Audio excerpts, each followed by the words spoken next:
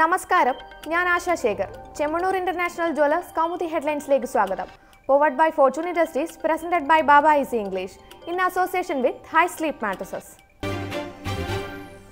അകലുന്ന സമവായം. GSTയുമായി ബന്ധപ്പെട്ട് ധനമന്ത്രി തോമസ് ഐസക്കുമായി നടത്തിയ ചർച്ച പരാജയപ്പെട്ടതോടെ ചൊവ്വാഴ്ചത്തെ കടയടപ്പ് സമരവുമായി മുന്നോട്ടു പോകുമെന്ന് വ്യാപാരികൾ. കേരളത്തിൽ GST നടപ്പാക്കുന്നത് 3 മാസത്തേക്ക് നിർത്തിവെക്കണമെന്ന ആവശ്യം.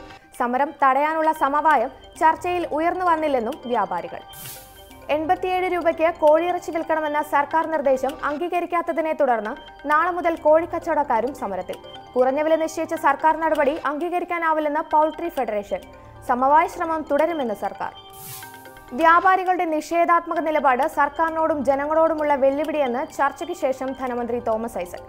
വില കുറയ്ക്കാൻ തയ്യാറായില്ലെങ്കിൽ പഴയ നികുതി വെട്ടിപ്പുകൾ പരിശോധിച്ച് കേസെടുക്കുമെന്ന് കോഴി വ്യാപാരികൾക്ക് മുന്നറിയിപ്പ്. വില കൂട്ടലിന് പിന്നിൽ കേരളത്തിൽ തന്നെയുള്ള ചില വമ്പൻ കോഴി വ്യാപാരികളെന്നും ധനമന്ത്രി. മൂടിവച്ച രഹസ്യങ്ങൾ. പത്മനാഭസ്വാമി ക്ഷേത്ര നിലവറ തുറക്കുന്നതുമായി ബന്ധപ്പെട്ട് രാജകുടുംബവുമായി അഭിപ്രായ സമന്വയമുണ്ടാക്കാൻ അമിക്കസ് ക്യൂറി വിനോദ് റായ് കേരളത്തിലെത്തും. ശ്രമം നിലവറ തുറക്കുന്ന കാര്യത്തിൽ വിശദ ചർച്ച നടത്തി രാജകുടുംബത്തിന്റെ ആശങ്ക പരിഹരിച്ച് അനുകൂല നിലപാടുണ്ടാക്കുക. ഈ മാസം 20-ന് മുമ്പ് വിനോദ് റായ് ക്ഷേത്രത്തിലെത്തുമെന്നും സൂചന.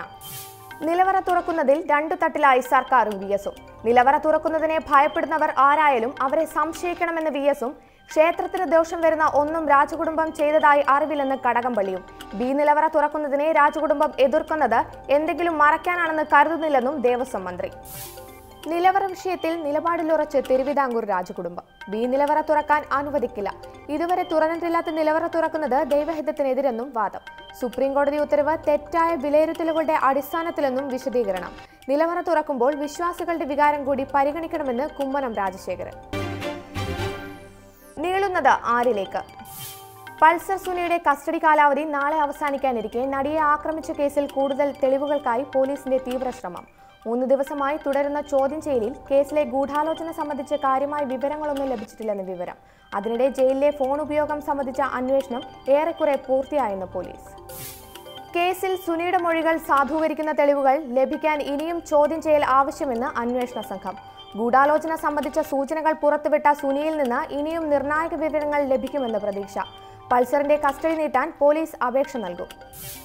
അതേസമയം തെളിവുകൾ തിരഞ്ഞ് സിനിമാ മേഖലയിൽ നിന്ന് കൂടുതൽ പേരെ വിളിച്ചു വരുത്തിയതിനു പിന്നാലെ ദിലീപിന്റെ റിയൽ എസ്റ്റേറ്റ് ബന്ധങ്ങൾ കേന്ദ്രീകരിച്ചും അന്വേഷണം. താരത്തിന്റെ സുഹൃത്തുക്കളിൽ നിന്ന് മൊഴിയെടുക്കും.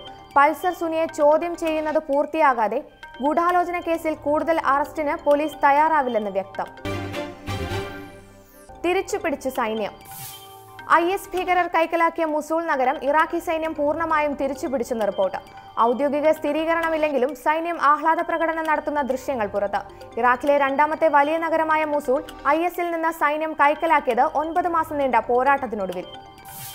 ശക്തമായ ചെറുത്തുനിൽപ്പുകളെ വിഫലമാക്കിക്കൊണ്ടുള്ള സൈനിക മുന്നേറ്റത്തെ പ്രശംസിച്ച് ലോകരാഷ്ട്രങ്ങൾ.